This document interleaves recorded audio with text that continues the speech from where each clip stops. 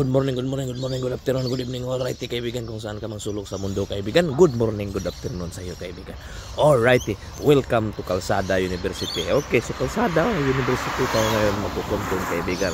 And kung saan ka mang sulok sa mundo kaibigan, I wish you well. Alrighty, so let's start with a grateful heart kaibigan. Okay, be grateful. Pag nakita mo tong video na to, I think nasa frequency ka na grateful frequency kaibigan kasi na-recommend sa iyo. Anyway, let's start the day kaibigan.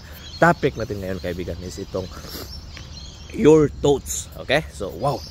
Itong sabi ni Joe Dispenza kaibigan, gaano ka importante yung thoughts natin kaibigan. Kasi yung brain natin kaibigan, it's just like a circuit to kaibigan. Kung saan pa kita natin yung circuit board, ganun yung brain natin. But very powerful tong brain natin kaibigan. So, very powerful to. So, lahat ng invention kaibigan, sasakyan, telepono, train, anything na invention kaibigan, galing yun sa thoughts kaibigan. So kaya ganun ka powerful ang thoughts ng isang tao or mind ng isang tao. So ngayon, talakayin natin tong sinabi ni Joe Dispenza, that gaano ka-importante kung ano yung mga iniisip natin, gaano ka-importante kung ano yung binibigyan natin ng atensyon sa mind natin, kasi yung mind natin is very powerful. Okay, so it could be hindi tayo aware.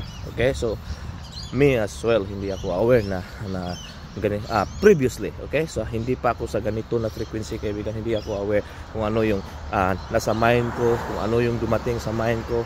It could be negative ba yan, so binibigyan ko yun ng more attention. So as a law of universe, kung wherever the attention is, the energy is. Okay, so pag andun yung energy mo kaibigan, dun yung focus mo, so dun yun yung ma-magnetize mo, yun yung ma-zoom mo kaibigan, na yun yung palaging most likely ma-manifest mo. Okay, so kung example, kung mayroong mga negative thoughts na dumating sa mind mo, which is hindi mo yun control, kasi yung mind is ano lang yun. So pag may negative or positive, darating yon. So ang depende yung subconscious, yung conscious mind pa rin natin. Mayroon tayong conscious mind to think or to block that negative thoughts or to ignore that negative thoughts.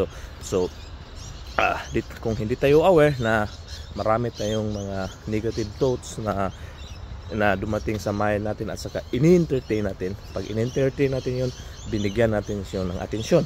So pag binigyan natin yun ng atensyon, andun yung energy natin doon. So pag andun yung atensyon, pag andun yung energy, that means andun yung frequency natin doon. So doon yung focus natin doon. So ngayon, we are aware now that that's why we share this knowledge that yung thoughts pala natin sa mind natin, kung we are aware kung sino yung pwedeng i-entertain natin at sino yung pwedeng i-block natin o i-ignore natin, napakalaki pala tong impact sa realidad natin sa buhay. Okay, so balikan natin, whatever na nasa thoughts natin na binibigyan natin ng atensyon, yun yung malaking impact sa reality natin sa ngayon, or it could be sa future, kung ano yung palagi mong binibigyan ng atensyon. Okay, so kasi yung mind kaibigan, ito yung study ni Joe Dispenza, marami siyang brain na in-scan na aware that a circuit kaibigan na wired together, fired together. So pag yung focus mo at yung attention mo andun, yun yung palaging yun yung pinaka andun yung attention mo kaibigan. So be careful what's your thoughts. So let's say kung hindi ka aware na yung thoughts pala natin, it could molds our reality.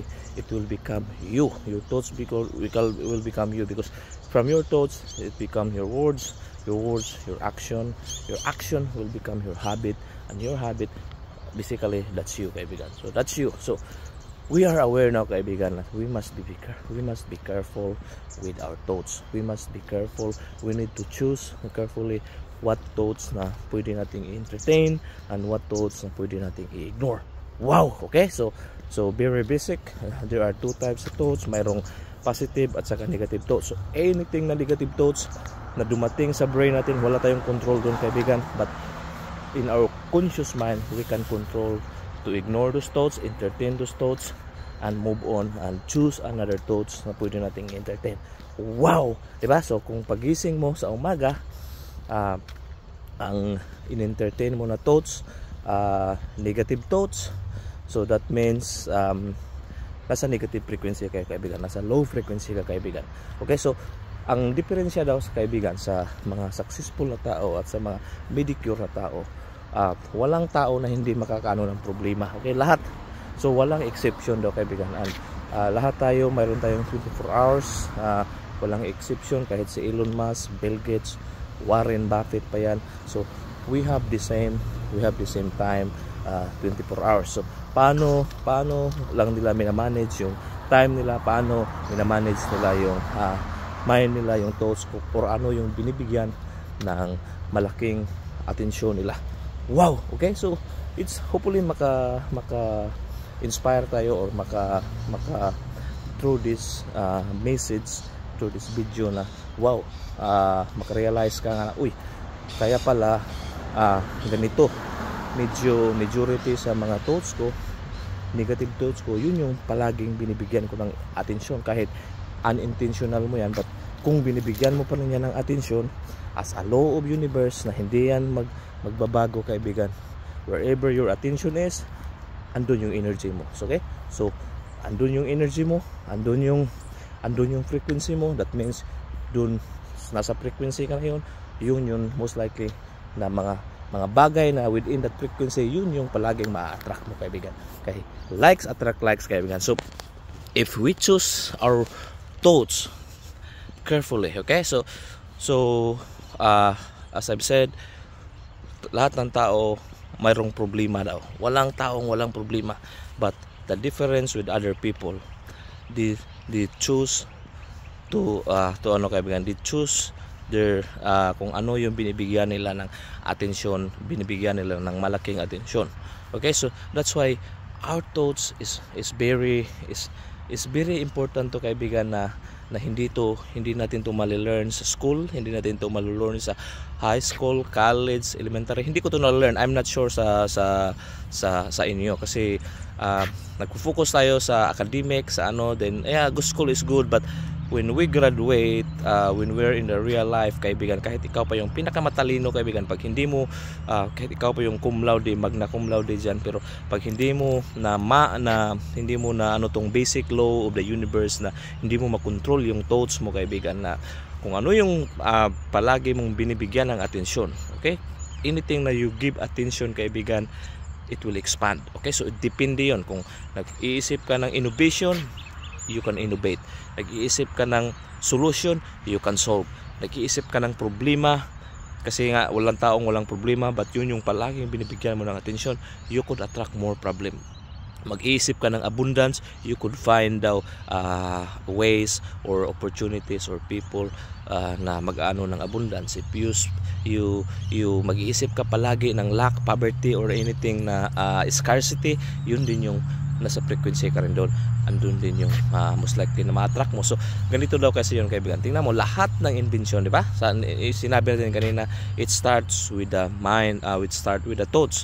So walang nag-iisip, yung eroplano na lumipad kaibigan, walang mag-akala na may metal na lulipad, or yung cellphone makatawag ka or text ka anywhere in the world. Dati walang nag-akala doon, but it start with someone's minds kaibigan. Nag-iisip sila na mangyayari ito. So ganun ka-powerful yung thoughts or mind natin kaibigan. So lahat tayo nito daw kaibigan gifted. Okay, so it doesn't mean na you invent aeroplano, you invent anything na very life changing sa buhay, but we are all gifted daw nito kaibigan. Yung mind natin very powerful to.